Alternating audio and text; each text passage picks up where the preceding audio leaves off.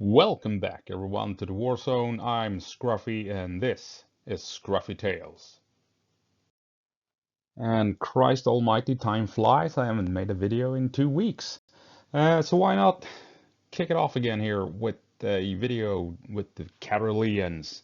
When the Caroleans crushed the Russian elite at the Battle of Malatitze, 1708. The Great Northern War rages. Sweden had launched its campaign against Russia the year before, and the Swedish army under the command of the Swedish king, Carolus Rex, is by 1708 marching through Belarus. The Swedish king has his eyes set on Moscow. During the summer of 1708, the Swedish army defeats the Russians during the Battle of Holovshin. 12,000 Swedes defeat a Russian force 28,000 strong after crossing a river during the cover of night. Carolus Rex leads the attack from the front, being one of the first Swedes to cross the river and face the enemy.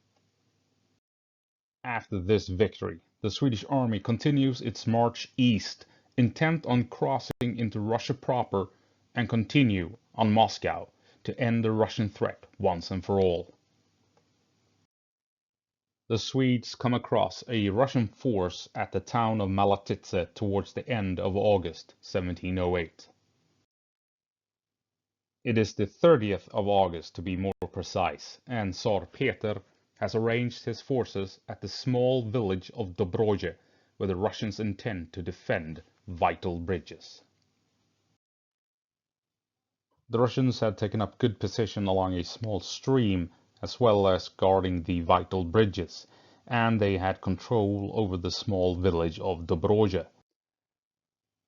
The Swedes took up position in the town of Malatitze, where they had ample protection from a frontal assault. But they were vulnerable on their right flank. General Roos was given a couple of regiments and was put in charge of holding the vital right flank. But looking for good defensive positions, the Swedish contingent ended up at a dangerous distance away from the main force. When the Russians realized that the Swedish flanking guard had been positioned too far away from the main army, the Russians devised a plan to surround it and crush it. 8 battalions were hand-picked from the best units of the Russian army, including the elite guard that had fought the Swedes at Narva.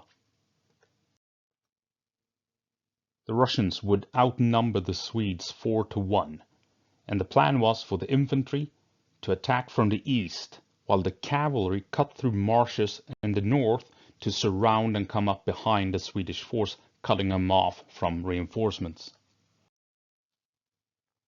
The extreme right of the Swedish flank was held by the Jönköping regiment at the small village of Muskovici. On the morning of the 31st of August, the mist lay thick across the land, and the Swedes had no idea what was about to happen. The Jönköping regiment was taken by complete surprise as thousands of Russians emerged out of the mist and opened fire almost point blank into the Swedish encampment. The Swedish veterans hurried to grab muskets, pistols, and rapiers in the confusion as elite Russian soldiers rushed in and put pressure on the Swedes, forcing them to abandon the encampment altogether. It was later described as if the Swedes were being cut down like grass by the scythe. It was at this point that Colonel Sperling, together with his Skaraborg regiment, came rushing to join the battle. And the Skaraborg regiment charged in true Carolean fashion, running up to the enemy, firing their muskets only when at point-blank range, and then they attacked with the bayonet, the pike, and the rapier. Despite these new reinforcements, the odds were still favoring the Russians, and the Swedes were fighting for their lives, trying to not get surrounded by the elite Russian guards. General Rus now deployed the rest of his forces, and the tide was beginning to slowly turn in Sweden's favor. This was now a pure infantry battle between 9,000 elite Russian soldiers and 5,000 Swedish veterans of the Carolean army. The fighting was intense and the battle was fierce. More importantly, there was no sign of the Russian cavalry that was supposed to outflank the Swedes. The cavalry force was 4,000 men strong, but they had gotten stuck and gotten themselves lost in the marshlands north of the battle and did not find a way to help their comrades in arms. Carol's Rex was at first unwilling to deploy reinforcements to his right flank and aid General Rus in case the Russians would launch a frontal assault while this flanking battle continued.